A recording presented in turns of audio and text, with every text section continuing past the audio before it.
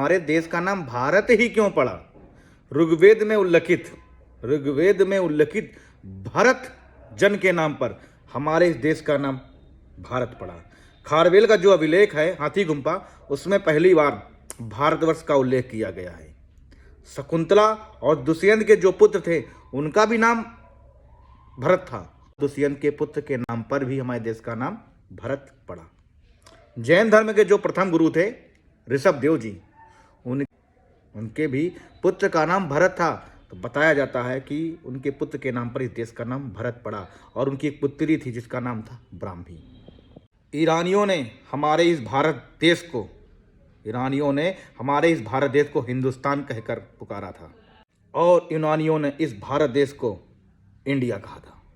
अरब के लोगों ने भारत को, यहाँ की जनता को हिंदू कहा था।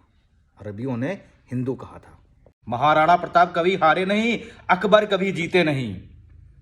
हल्दी घाटी के मैदान में एक तरफ जहां मुगल बादशाह अकबर की सेना का नेतृत्व राजपूत राजा मान सिंह और आसफ खां कर रहे थे 5000 की टुकड़ी फौज के लेकर, वहीं महाराणा प्रताप की सेना का नेतृत्व हकीम खां सूर एक अगबानी कर रहा था भीलों के साथ मिलकर।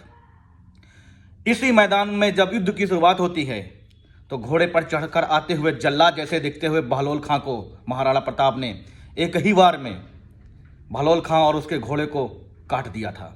अकबर इतना भयभीत हो गया कि कभी वो महाराणा प्रताप के सामने नहीं गया और हल्दी घाटी के युद्ध में लड़ने भी नहीं गया। जब अकबर सोता था तो अपने सैन्य कक्ष के चारों ओर सैनिकों की फौज लगा देता था। उसे इतना डर लगता था कहीं महाराणा प्रताप ना आ जाए और मेरा कत्ल ना कर दे। इतना भय था महाराणा प्रताप का अकबर के सामने। जिसको महाराणा प्रताप से इतना भय होगा वो महाराणा प्रताप से कभी युद्ध नहीं करेगा। और इस प्रकार यह हल्दी घाटी का युद्ध अनिर्णायक साबित हुआ। कहते हैं ना, अकबर कभी जीता नहीं और महाराणा प्रताप कभी हारे नहीं। अकबर कभी जीता नहीं, राणा प्रताप कभी हारे नहीं।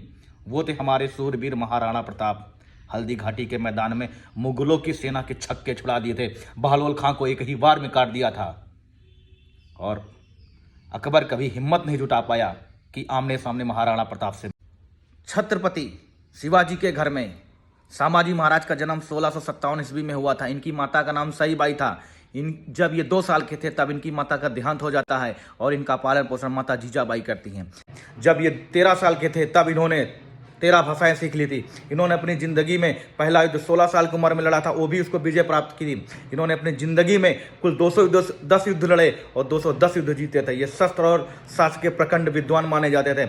जब औरंगजेब इनको धोखे से, छलावे से अपने कैद कर लेता है, सर के बाल भी उखाड़े जाते हैं, उंगलियां काटी जाती हैं, आंखों में सलाखें घुसेरी जाती हैं, पैरों की उंगलियां काटी जाती हैं और हर बार यही पूछता था कि इस्लाम धर्म स्वीकार कर लो। लेकिन संभाजी महाराज ने एक भी कदम पीछे नहीं किया और अपना मराठा, अपना सनातन धर्म नहीं छोड़ा।